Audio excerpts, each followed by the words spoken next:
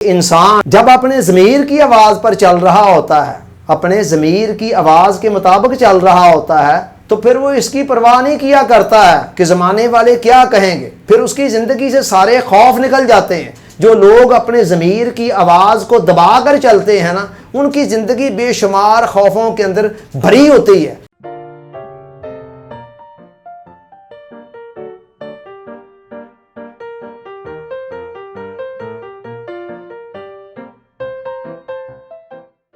Dear audience, अस्सलामु अलैकुम।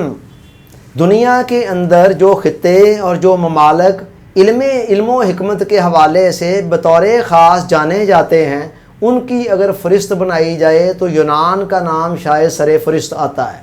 यूनानी हिकमत आज तक भी हमारे लिए एक ज़रबुल मिसल बनी हुई है। इसी खित्ताए यूनान के अंदर 469 कबल मसीह के अंदर दुनिया का वो एक अजीम दानिश्वर पैदा होता है जिसको आज दुनिया सुकरात के नाम से जानती है। और आज 2500 साल गुजर जाने के बाद भी आज भी वो तारीख़ के अवराक के अंदर ज़िंदा है। सुकरात का वालिद एक संग तराश था, पत्थरों को तराश कर मूर्तियाँ बनाने वाला, और उनकी वालदा माहिदा एक दाइया थी जिसे अंग्रेज़ी में मिडवाइफ कहते हैं। उन्होंने सुकरात को बचपन में इब्तदाई उम्र में ज्योमेट्री की, फल्कियात की, मौसीकी, जिमनास्टिक वगैरह की तालीम दिलवाई, चूँकि इन्हीं उलूम का उन दिनों के अंदर यूनान में आम रवाज था। सुकरात ने इब्तदाई उम्र के अंदर ख़ानदानी पेशे को भी अपनाया, लेकिन जल्द ही उसे अंदाज़ा हो गया कि उसे पत्थरों को पढ़ने से इतनी दिलचस्पी नहीं है जितनी इंसानों के पढ़ने से है। चुनांचे उसने उस पेशे को छोड़ा और हिकमत की तरफ और फ़लसफ़ा की तरफ आ गया।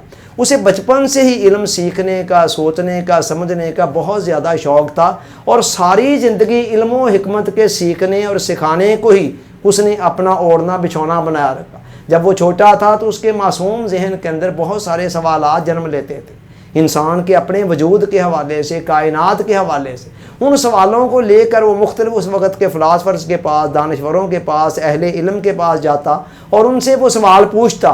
बाज़ सवालों के जवाब मिल जाते, लेकिन बाज़ सवालों के जवाब उसको ना मिल पाते, और उसके हवाले से उसके अंदर एक तशनगी पैदा होती और वो उसी हवाले से गौर व फिक्र करता रहता। इस तरह चलते चलते उसने बहुत सारा इल्म, बहुत सारी हिकमत, बहुत सारी विज़डम अपने अंदर जमा कर दी। वो 30 साल का था कि उसने एथेंस के अंदर एक एकेडमी खोली, एक अदारा खोला, जिसका मकसद दूसरे लोगों को इल्म व हिकमत की तालीम देना था। इसके अंदर तरीक़ाकार उसका यही था, सारी ज़िंदगी सुकरात का उसलूब यही रहा। वो कहता था सवाल पूछो, बस वो सवाल लोग करते और उन सवालों के वो जवाब देता।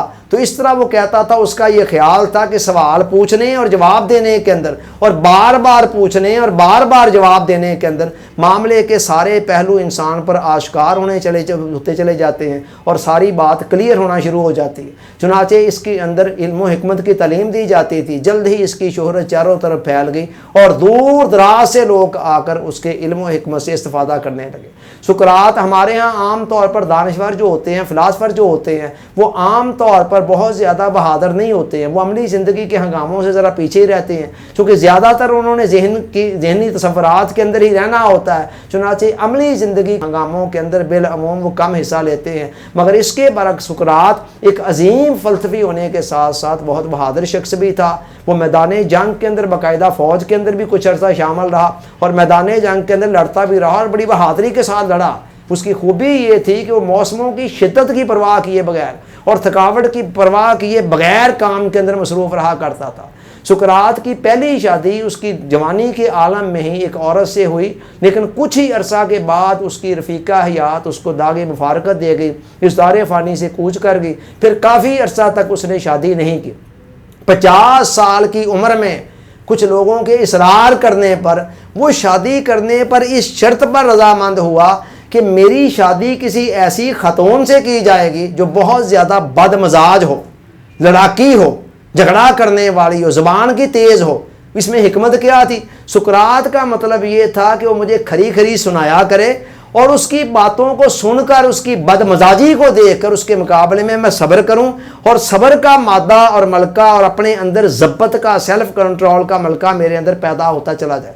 چنانچہ بڑی مشکل سے ڈھونڈنے کے بعد ایک عورت ایسی مل ہی گئی کہ پورے یونان میں جس کے ساتھ کوئی شادی کرنے کے لیے تیار نہیں تھا. یہ ایک بگڑی ہوئی رئیس زادی تھی, امیر باپ کی بیٹی تھی اور بچپن سے ہی بڑے لاڈ اور پیار کے ساتھ پالی گئی تھی. چنانچہ بڑی ضدی تھی, اڑیل تھی, سخت مزاج تھی اور کھری کھری سنانے والی تھی. سقراط نے اس سے شادی کر لی اور اس عورت نے پھر سقراط کی خواہش کے عین مطابق اس کی طبیعت کو وقتاً فوقتاً صاف کرتی رہتی تھی, اسے جلی کٹی سناتی رہتی تھی اور سقراط اس کی باتوں کو سن کر اپنے اندر صبر کا اور ضبط کا مادہ پروان چڑھاتا رہا. وہ اپنے دوستوں کو بتایا کرتا تھا کہ میری بیوی مجھے آسمان سے زمین پر لے آتی ہے.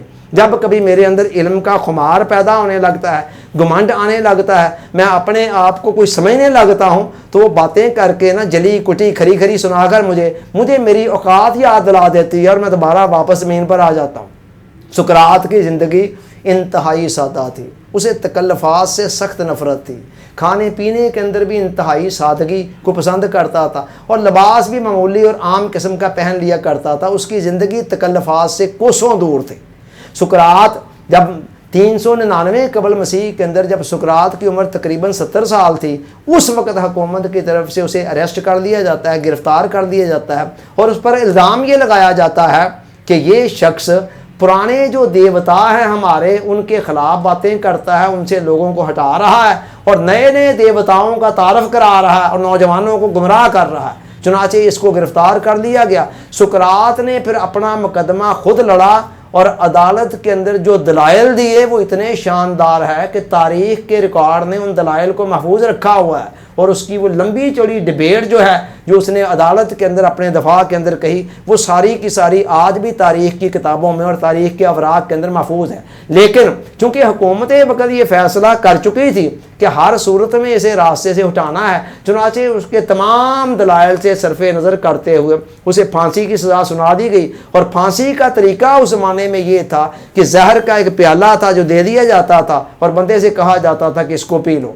چنانچہ جس شام سقراط کو وہ پھانسی کی سزا ہونی تھی, زہر کا پیالہ پینا تھا, وہ سارا دن بھی اس نے بڑے حشاشت بشاشت کے ساتھ دوستوں کے ساتھ گفتگو کرنے میں اور بڑے پرسکون انداز میں گزارا. شام کا وقت آیا, اس نے کہا لاؤ بھی وہ پیالہ کہاں ہے. اس سے کہا گیا سقراط سے, اس کے خیر خواہوں نے کہا ہم آپ کے بھاگنے کا ارینج کر دیں. اس نے کہا نہیں, مجھے زندگی اتنی پیاری نہیں ہے کہ میں اپنے نظریات کے مقابلے کے اندر اپنی زندگی کو بچا لوں. اور وہ چاہتا تو اپنے وہ نظریات کا انکار کر دیتا, تب بھی اس کی جان بچ جاتی. مگر اس نے کہا نہیں, لاؤ پیالہ کہاں ہے, میں پیتا ہوں. جب وہ پیالہ اس کے سامنے آیا, بڑے سکون کے ساتھ آرام کے ساتھ اس نے وہ زہر کا پیالہ پی لیا اور زہر کا پیالہ پی کر جیل کے اندر ٹہلنا شروع کر دیا. تھوڑی دیر بعد جیسے ہی زہر نے اثر کرنا شروع کیا, وہ لیٹ گیا اور چند لمحوں کے بعد اس کی روح اس دار فانی سے کوچ کر گئی. سقراط کی جو زندگی ہے اس کے اندر بھی بڑے سبق ہیں, لیکن ہم 3 کی طرف اشارہ کر رہے ہیں. پہلا سبق جو ملتا ہے نا اس کی زندگی سے, وہ سادگی کا ملتا ہے.